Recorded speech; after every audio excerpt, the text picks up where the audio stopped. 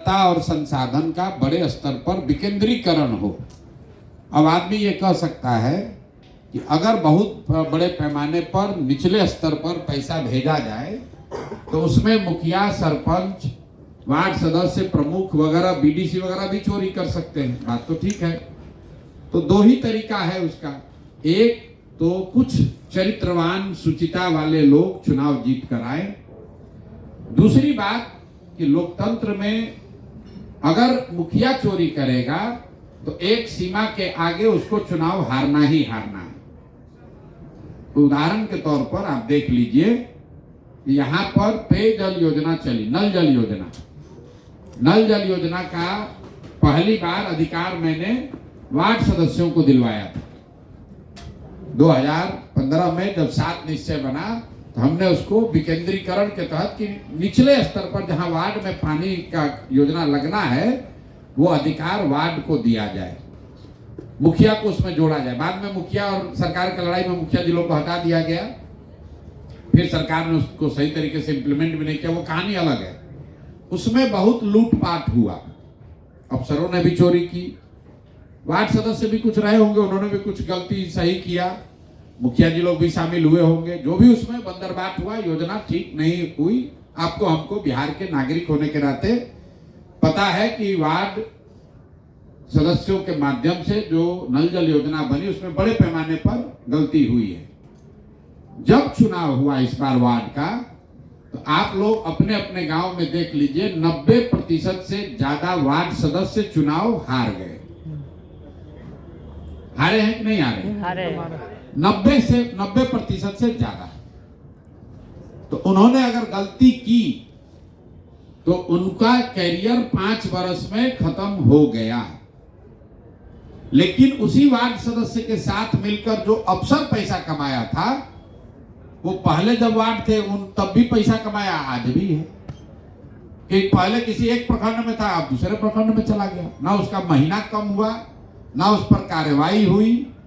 2 4 5 यदा कदा कोई अफसर पकड़ाया हो। ज्यादातर जिन पर एफआईआर हुआ है, जो लोग जेल गए, जो चुनाव हारे, वो वार्ड सदस्य थे जो चुने हुए प्रतिनिधि थे। सिर्फ वार्ड सदस्य लोग ही नहीं हारे, पिछले पंचायती राज के चुनाव में करीब 82% मुखिया चुनाव हार गए।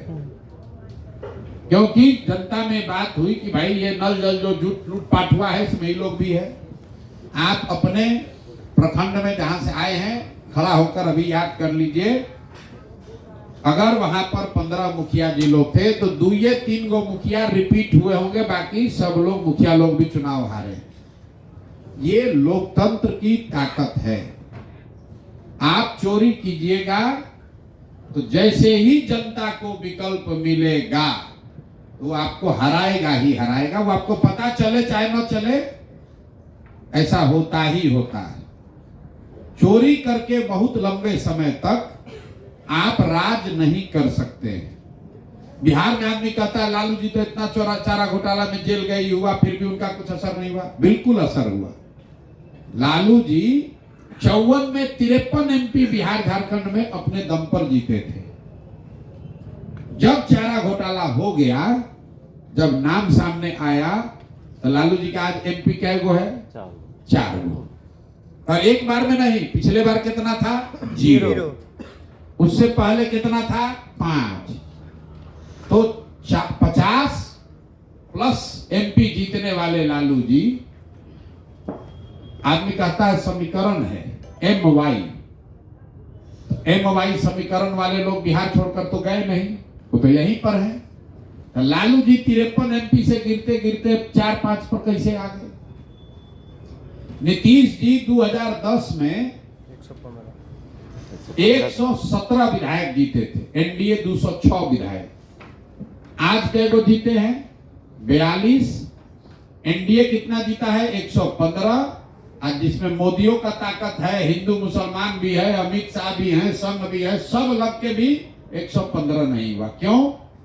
क्योंकि बिहार का बच्चा बच्चा जानता है कि पहले टर्म में नीतीश कुमार के काम हुआ था, तो काम भी था, सामाजिक समीकरण भी था, तो 206 को जीते।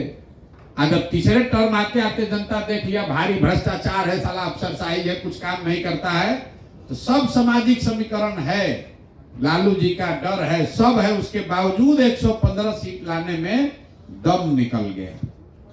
तो लोकतंत्र में कोई जो चुन कर आएगा वो 100% अच्छा हो इसकी गारंटी नहीं है, लेकिन गलती अगर हुई भी तो 5 वर्ष रहेगा, 10 वर्ष रहेगा, लेकिन अगर अफसर चोर है तो 25 वर्ष तक आपका खून पीता रहेगा। इसलिए दुनिया भर में लोगों का ऐसा मानना है कि सत्ता और संसाधन का विकेंद्रीकरण होना चाहिए।